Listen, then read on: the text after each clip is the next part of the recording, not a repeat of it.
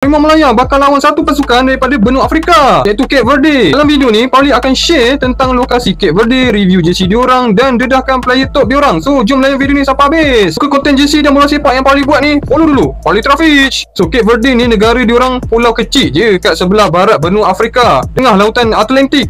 Dan bahasa rasmi diorang gunakan bahasa Portugis sebab dulu diorang ni bekas jajahan Portugal. Untuk jersey diorang gunakan brand daripada Austria iaitu Tempo. Sebelum ni Cape Verde dia pakai Adidas, tapi design diorang basic je, just pakai katalog yang banyak tim kecil pakai je. Lepas tukar ke Tempo terus nampak lebih custom dan ada identiti sendiri.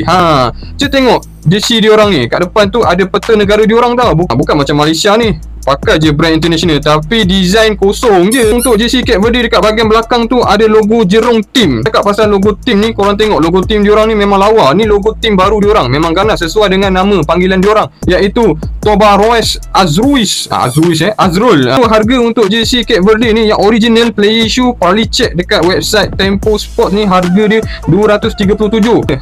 Cape Verde pun ada player prolific juga, nama dia Ryan Mendes, main dekat Liga Turki. Dia juga kapten dan pejaring terbanyak pasukan Cape Verde. Player-player Malaysia jangan pandang rendah dengan negara Cape Verde ini. Walaupun negara diorang kecil, diorang ada semangat yang besar. Kalau Malaysia kalah lawan dengan Cape Verde ni, malu dengan jiran sebelah.